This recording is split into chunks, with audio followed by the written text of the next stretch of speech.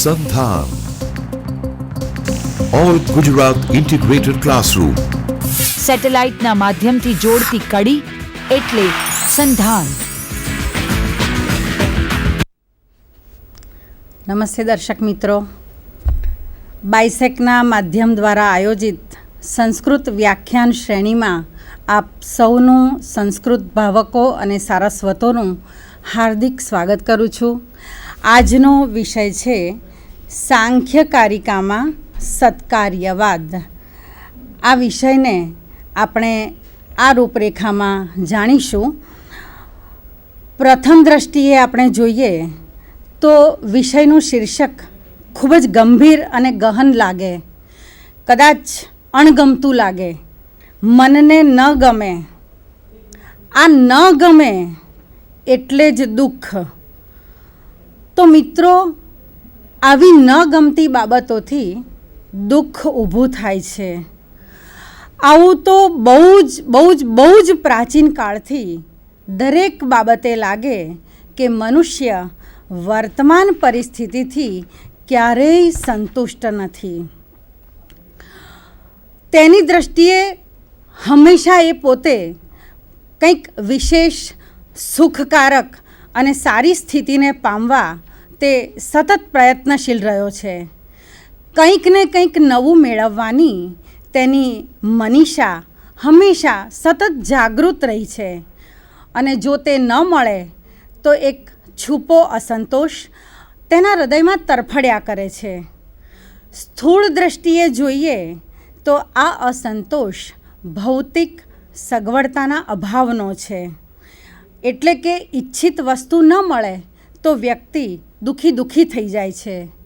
આમ વસ્તુના અભાવને લીધે તે પોતાની જાતને દુઃખી સમજે છે.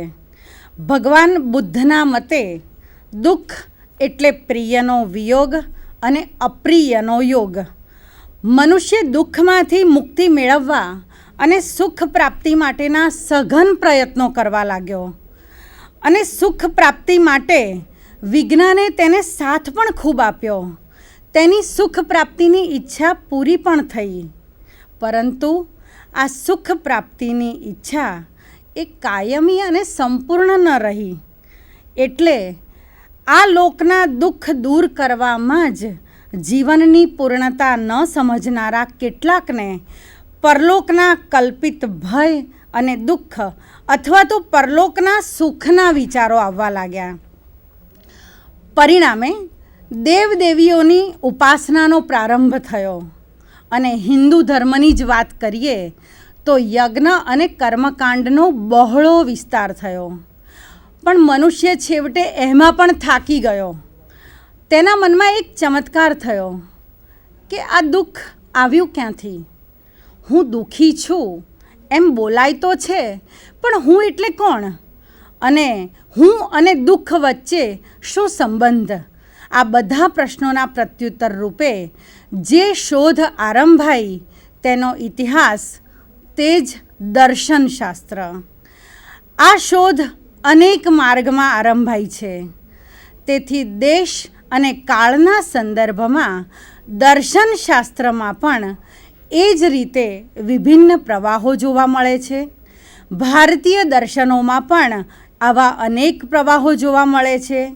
તેમાંના 6 તે મુખ્ય છે અને તે ષડ દર્શનના નામે પ્રસિદ્ધ છે. અને હવે આપણે જોઈશું કે દર્શન એટલે શું. તો દર્શન એ દૃશ્ય પશ્ય ધાતુ ઉપરથી નિષ્પન્ન થયો છે. દૃશ્ય એટલે નજરે જોવું, પ્રત્યક્ષ કરવું.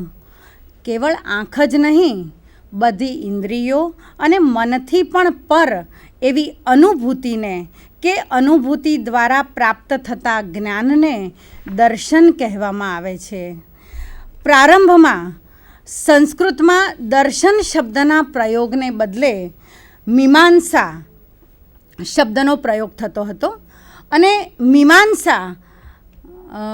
મીમાંસા એટલે મનન, ચર્ચા, જ્ઞાનની પ્રાપ્તિની ઈચ્છા, સત્યને નિરખવાનો, સમજવાનો એક પુરુષાર્થ, અને આ જોવાનું શક્ય બને છે સીધા અનુભવો દ્વારા, અનુમાનના આધાર કે આત્માની અનુભૂતિ દ્વારા. દર્શન એટલે તત્ત્વમ, તત્વનો સાક્ષાત્કાર, એવો પણ એક અર્થ કરવામાં આવે છે. તે અર્થ યોગીઓ અને તત્વદ્રષ્ટાઓની નૈસર્ગિક પ્રજ્ઞા, ઇન્ટ્યુએશન પ્રતિ સંકેત કરે છે. દર્શન એટલે જોવાનું સાધન, એ અર્થમાં વિવિધ દર્શનોએ સત્યને જાણવાના વિવિધ માર્ગો છે. જોવું બે પ્રકારનું હોય છે. કોઈ પણ વસ્તુને દેશ, કાળ, પરિસ્થિતિ વગેરે સંદર્ભો સહિત જ્યારે આપણે જોઈએ છીએ ત્યારે તે સત્ય હોવા છતાં વ્યાવહારિક સત્ય છે. ઋષિ તેને પણ સત્ય તો કહે જ છે, પરંતુ તે જ વસ્તુને કોઈ પણ સંદર્ભ વિના નિરપેક્ષ ભાવે જોવાય અને તે જેવી છે તેવી દેખાય તેને ઋત એમ કહેવાય છે. વ્યાવહારિક સત્યનું દર્શન તો ઘણા લોકો કરી શકે, પણ પારમાર્થિક સત્યનું દર્શન બહુ જ થોડાક લોકો કરી શકે. આ ઋતનું જ્ઞાન પારમાર્થિક જ્ઞાન છે. ઋત એટલે સત્ય. તેનું દર્શન એ જ બધા જ્ઞાનનું મૂળ છે. અને આથી જ મુંડક ઉપનિષદમાં શૌનકે આ તત્વને જાણવા પ્રશ્ન કર્યો કે કસ્મિન્નો ભગવો વિજ્ઞાતે સર્વમિદં વિજ્ઞાનમ ભવતી. કયું તત્વ જાણવાથી બધું જ જાણી શકાય છે? આ અર્થમાં આત્મા સાથે, ભીતર સાથે એકતા પામવા, તન્મય થવા કે તેની અનુભૂતિ કરવી એ દર્શન છે. અને ઋષિ શબ્દનું નિર્વચન પણ કંઈક આવું જ બતાવે છે કે ઋષિ કિલ દર્શનાત, એટલે કે દર્શન થવાથી વ્યક્તિ ઋષિ બને છે. પ્રાચીન કાળમાં ઋષિ મુનિઓને તપોબલને કારણે કેટલાક મંત્રો દેખાયા જે ગુરુ શિષ્ય પરંપરાથી 4 વેદોમાં પરિણમ્યા. તેમાં કેટલાક મંત્રોમાં સૃષ્ટિની ઉત્પત્તિ કેવી રીતે થઈ, કોણે કરી, અને સૃષ્ટિની ઉત્પત્તિ પૂર્વે શું હતું, આવી તાત્વિક વાતો આવે છે. ખાસ કરીને નાસદીય સૂક્ત, પુરુષ સૂક્તમાં આવા મંત્રો છે. તેને દાર્શનિક સૂક્તો પણ કહેવામાં આવે છે. આમ દર્શનના મૂળ વેદમાં જોવા મળે છે. હવે દર્શન માટે એક શબ્દ છે ફિલોસોફી. ફિલોસોફીનો અર્થ થાય છે કે ફિલો એટલે લવ અને સોફિયા એટલે વિઝડમ, જ્ઞાન કે વિદ્યા માટેનો પ્રેમ. અહીં એક ઉદાહરણ અહીં આપવાનું મન થાય છે મને કે રામ અને રાત્રિ, આ 2 શબ્દનું હું નિર્વચન આપું છું તમને. કે રામ શબ્દનું નિર્વચન છે રમંતે યોગીનો યસ્મિન, જેમાં યોગીઓ રમમાણ થાય છે. તો રાત્રિ શબ્દનું નિર્વચન યાસ્કે આપ્યું છે કે રમંતે ભૂતાની યસ્યામ, જેનામાં પ્રાણીઓ રમમાણ થાય છે. હવે અહીં રમ ધાતુ એ રમણ કરવું એ અર્થમાં નથી, પણ શાંત થવું એ અર્થમાં છે. જેમાં યોગીઓના ચિત્ત શાંત થાય છે અને નિદ્રા દ્વારા પ્રાણીઓ શાંત થાય છે, એટલે તે રાત્રિ. અહીં એક રૂઢ પ્રયોગ આપણે વારંવાર વાપરીએ છીએ, રામ રમી ગયા. આ રૂઢ પ્રયોગ પણ આ જ અર્થ સૂચવે છે. આમ દર્શન દ્વારા જેમાં ચિત્તની વૃત્તિઓ શાંત થાય તેવા જ્ઞાનની પ્રાપ્તિનો નિર્દેશ છે. જ્ઞાનેન્દ્રિયો ઉપરાંત રાગ દ્વેષથી મુક્ત શુદ્ધ અને એકાગ્ર મનથી ચિત્તથી પરમાત્માના દર્શન એટલે જ દર્શન. આ જ્ઞાન થવાથી વ્યક્તિ આપોઆપ દુઃખને દુઃખ રૂપે જોતી નથી, આવી એક સમજણ કેળવે છે. આમ દર્શન એ આધ્યાત્મિક જીવનની વિદ્યા અને કલા છે.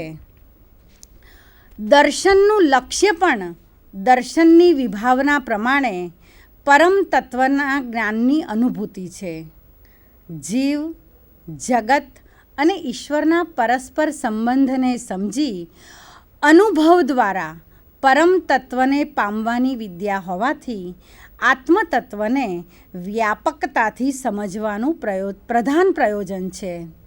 બૃહદારણ્યક ઉપનિષદમાં મૈત્રેયી અને યાજ્ઞવલ્ક્ય સંવાદમાં યાજ્ઞવલ્ક્ય મૈત્રેયીને જણાવે છે કે આત્મા વા અરે દ્રષ્ટવ્યો શ્રોતવ્યો મંતવ્યો નિધિધ્યાસિતવ્યો ઇતિ. એટલે કે આત્માને જોવો જોઈએ, સાંભળવો જોઈએ, તેનું મનન કરવું જોઈએ, તેનું ધ્યાન કરવું જોઈએ. આમ આત્મતત્વનું દર્શન, મનન, ચિંતન અને અનુભૂતિમાં પર્યવસાન અને દુઃખમાંથી કાયમી અને સંપૂર્ણ મુક્તિ એ દર્શનનું ખાસ પ્રયોજન છે, લક્ષ્ય છે. દર્શનના મુખ્ય બે પ્રવાહો છે, આસ્તિક દર્શન અને નાસ્તિક દર્શન. આસ્તિક દર્શન 6ની સંખ્યામાં છે, જેને ષડ દર્શન પણ કહેવામાં આવે છે, અને નાસ્તિક દર્શન 3 પ્રકારના છે. અહીં આપણે સ્ક્રીન ઉપર જોઈ રહ્યા છીએ કે આસ્તિક દર્શન પેરમાં છે, એટલે કે જોડકામાં છે. ન્યાય વૈશેષિક, સાંખ્ય યોગ, પૂર્વમીમાંસા અને ઉત્તરમીમાંસા. જ્યારે નાસ્તિક દર્શન છે જૈન, બૌદ્ધ અને ચાર્વાક. અહીંયા આસ્તિક દર્શનમાં દરેક દર્શનના બાજુમાં જ આપણે કૌંસમાં આપેલા છે મુખ્ય સૂત્રકારો. ન્યાયના ગૌતમ અથવા તો અક્ષપાદ, વૈશેષિકના કણાદ મુનિ, સાંખ્યના કપિલ મુનિ, યોગના પતંજલિ મુનિ, પૂર્વમીમાંસાના જૈમિની મુનિ અને ઉત્તર મીમાંસાના બાદરાયણ.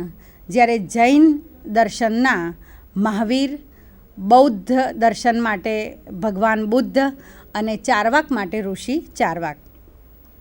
હવે આ બધા દર્શનો દ્વારા આપણે દુઃખને દૂર કરવું છે, તો આ જ્ઞાન મેળવવું કેવી રીતે?